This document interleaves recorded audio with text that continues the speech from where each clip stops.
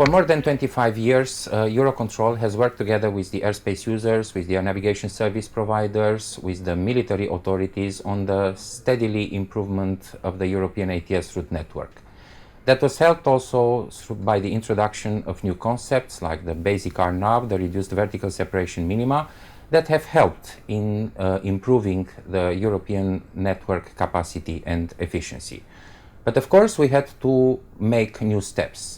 And a significant new step was the development of the free route airspace concept in Europe in 2009 that has moved the European environment into different operations. The free route airspace operations being the first region in the world who have implemented such operations.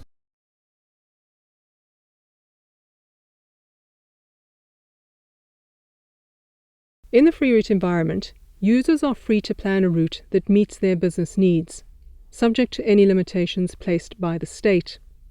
So, we can go from a free route airspace horizontal entry point to a horizontal exit point direct. For example, for wind or weather, they can file via free route airspace intermediate point. Below free route airspace, a structured route environment may continue to exist. Those requiring a level change en route that will involve leaving free route airspace are able to do so by filing via an intermediate point, which is prior to the transition and coincident with the route below the free route airspace.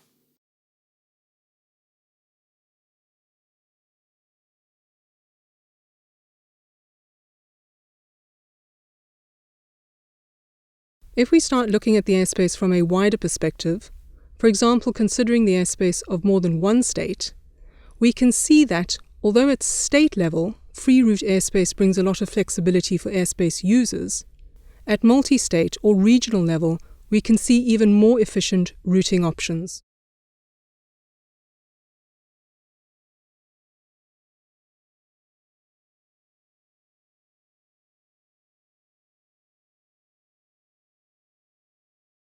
As for the connectivity with arriving and departing traffic from free route airspace to aerodromes below, there may be a need to join the route structure. Here, we have an example of an aircraft flying from the east to destination Kirchberg. To help with the traffic orientation, Kirchberg has decided that inbounds must connect to the standard arrival route commencing at Geraes via the intermediate point Chris, which is on the route.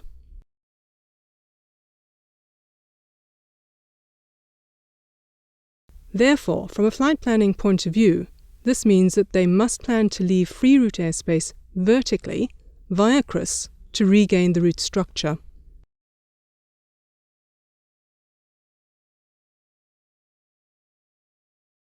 Aircraft departing from Kirchberg are required to follow the standard instrument departure to Echo Lima Echo VOR, and then the route structure to the intermediate point Elena, which from a flight planning perspective is the first point calculated after the transition to free route airspace.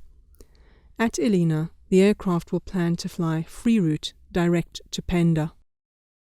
Later, when free route airspace is extended vertically to the base of controlled airspace, users are able to profit from flight planning and flying a free route airspace direct to the start of the standard arrival route at free route airspace arrival connecting point Geraes, or, in the case of departures, following the standard instrument departure to the departure connecting point Echo Lima Echo VOR, and then proceed free route direct to Penda.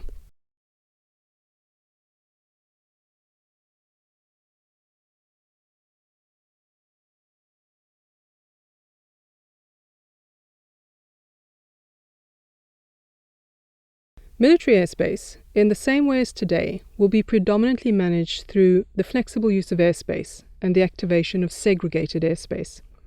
The free route environment enables more dynamic airspace management by allowing military organizations to optimize their airspace use, whilst minimizing the impact on en route traffic.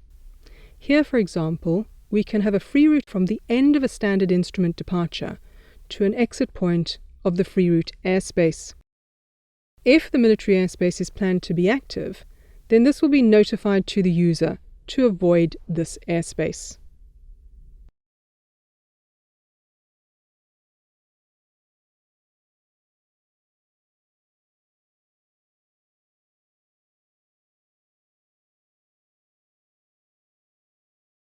Fluid airspace is a solution for meeting the CES performance targets in relation to flight efficiency. You cannot be more flight efficient than allowing an aircraft operator to fly plan without route network constraints. It's an important deployment project, part of the pilot common project from CESAR, to be implemented across Europe in the time frame of RP2, if possible. In practical terms, it's a major change in the concept of airspace design in the last 50 years. The coordination and cooperation between the member states, the NSPs and network manager is fundamental for the successful implementation of this project.